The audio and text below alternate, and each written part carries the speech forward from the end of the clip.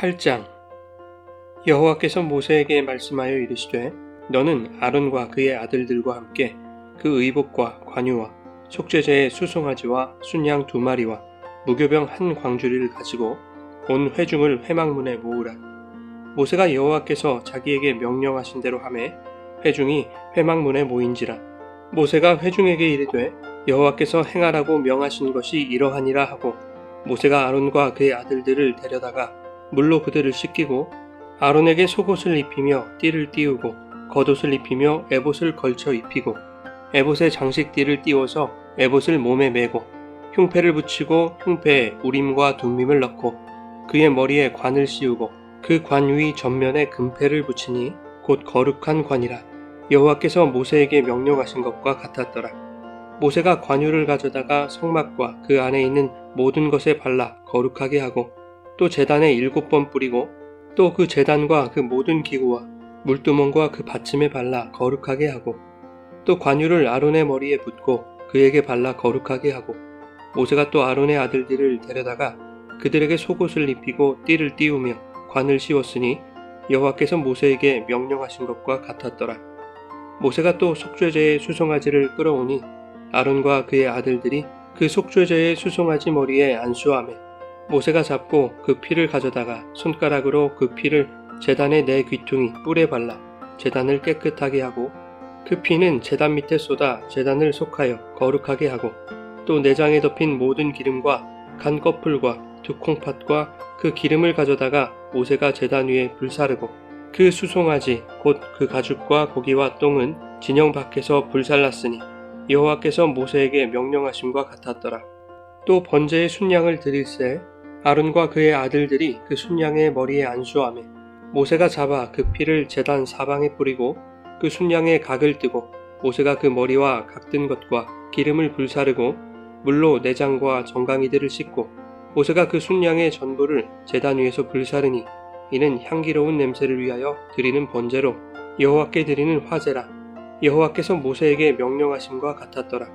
또 다른 순양 곧 위임식의 순양을 드릴새 아론과 그의 아들들이 그 순양의 머리에 안수하매 모세가 잡고 그 피를 가져다가 아론의 오른쪽 귓뿌리와 그의 오른쪽 엄지손가락과 그의 오른쪽 엄지발가락에 바르고 아론의 아들들을 데려다가 모세가 그 오른쪽 귓뿌리와 그들의 손의 오른쪽 엄지손가락과 그들의 발의 오른쪽 엄지발가락에 그 피를 바르고 또 모세가 그 피를 제단 사방에 뿌리고 그가 또 그 기름과 기름진 꼬리와 내장에 덮인 모든 기름과 간 꺼풀과 2콩팥과 그 기름과 오른쪽 뒷다리를 떼어내고 여호와 앞 무교병 광주리에서 무교병 1개와 기름 섞은 떡 1개와 전병 1개를 가져다가 그 기름 위에와 오른쪽 뒷다리 위에 놓아 그 전부를 아론의 손과 그의 아들들의 손에 두어 여호와 앞에 흔들어 요제를 삼게 하고 모세가 그것을 그들의 손에서 가져다가 제단 위에 있는 번제물 위에 불사르니 이는 향기로운 냄새를 위하여 드리는 위임식 제사로 여호와께 드리는 화제라. 이에 모세가 그 가슴을 가져다가 여호와 앞에 흔들어 요제를 삼았으니 이는 위임식에서 잡은 순양 중 모세의 몫이라. 여호와께서 모세에게 명령하심과 같았더라. 모세가 관유와 제단 위에 피를 가져다가 아론과 그의 옷과 그의 아들들과 그의 아들들의 옷에 뿌려서 아론과 그의 옷과 그의 아들들과 그의 아들들의 옷을 거룩하게 하고 모세가 아론과 그의 아들들에게 이르되 내게 이미 명령하시기를 아론과 그의 아들들은 먹으라 하셨은즉 너희는 회막문에서 그 고기를 삶아 위임식 광주리 안의 떡과 아울러 그곳에서 먹고 고기와 떡의 나머지는 불사를 지며 위임식은 이레 동안 행하나니 위임식이 끝나는 날까지 이레 동안은 회막문에 나가지 말라. 오늘 행한 것은 여호와께서 너희를 위하여 속죄하게 하시려고 명령하신 것이니 너희는 7주야를 회막문에 머물면서 여호와께서 지키라고 하신 것을 지키라. 그리하면 사망을 면하리라. 내가 이같이 명령을 받았느니라. 아론과 그의 아들들이 여호와께서 모세를 통하여 명령하신 모든 일을 준행하니라.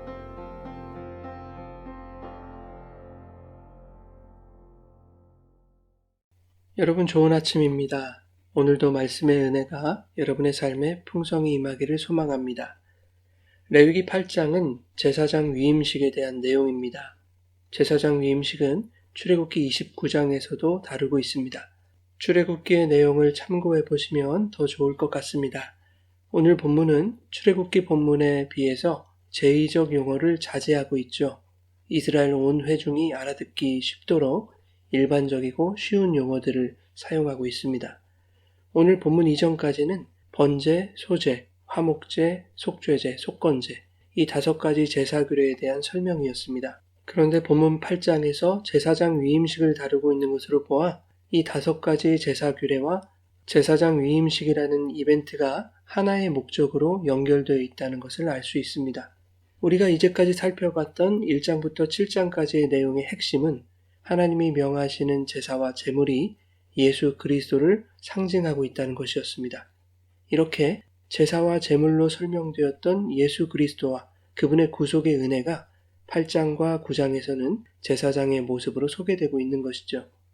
7장 38절에 보면 그 예물을 여호와께 드리라 명령하신 날에 시내산에서 이같이 모세에게 명령하셨더라 라고 말씀하고 있습니다.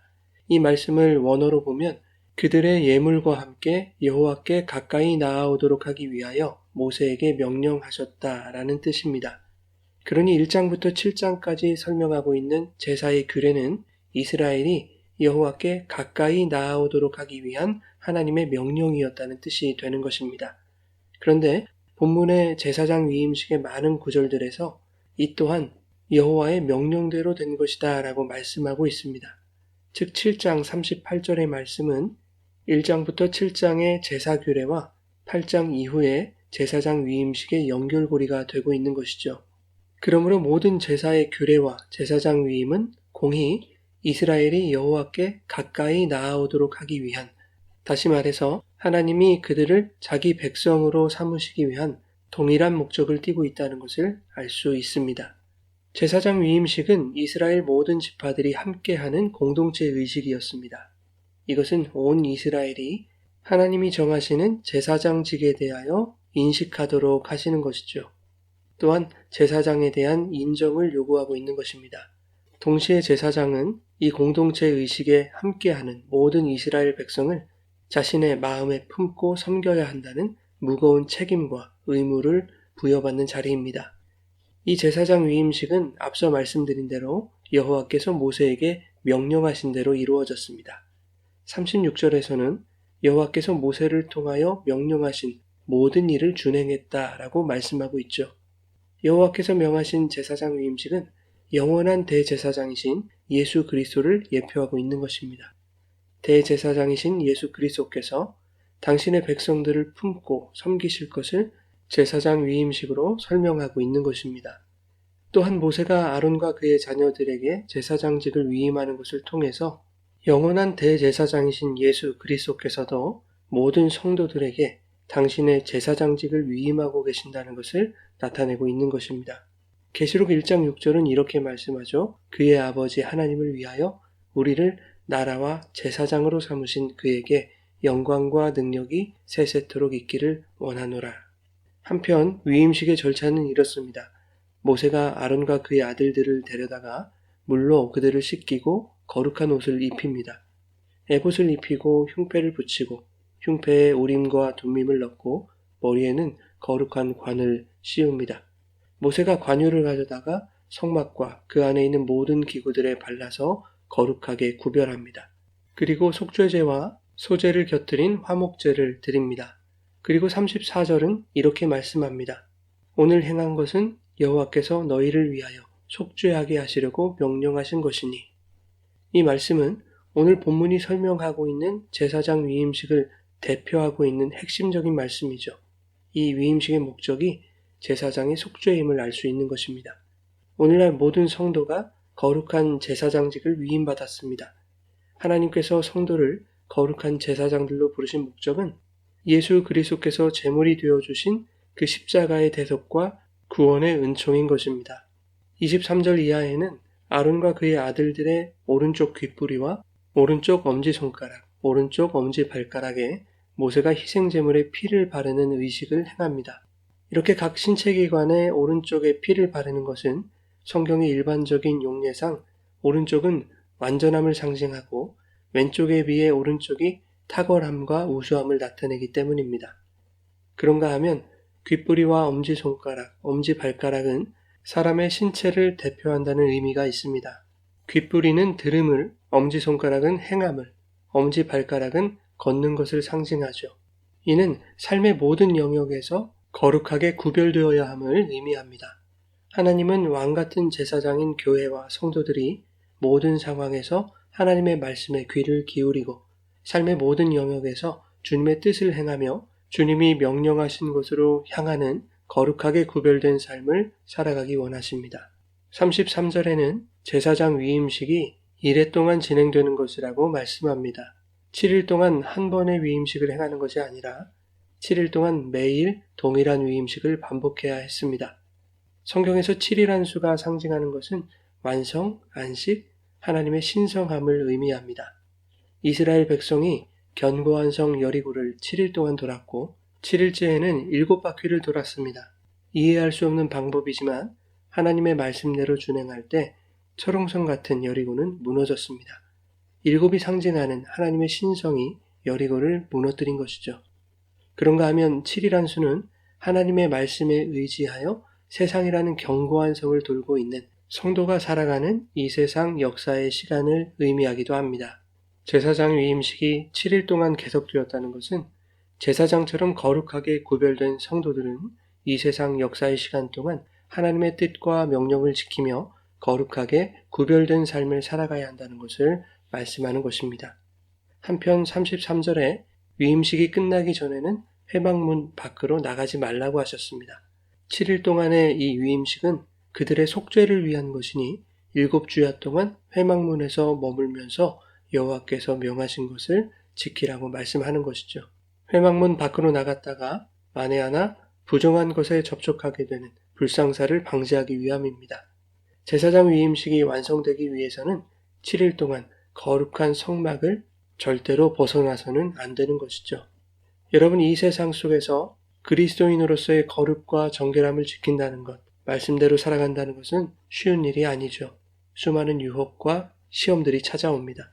그러나 우리 안에 거룩한 성막으로 오신 예수 그리스도 안에서 이 세상 그 7일의 시간을 인내하고 버텨내면 견고한 성 여리고성이 무너졌듯이 이 세상이라는 견고한 성이 무너지는 그날이 올 것입니다. 예수께서 십자가상에서 남기신 말씀을 가상 7언이라고 합니다. 그 7개의 말씀 중 마지막 말씀이 완성을 의미하는 테텔레스타이, 다 이루었다라는 말씀이었습니다.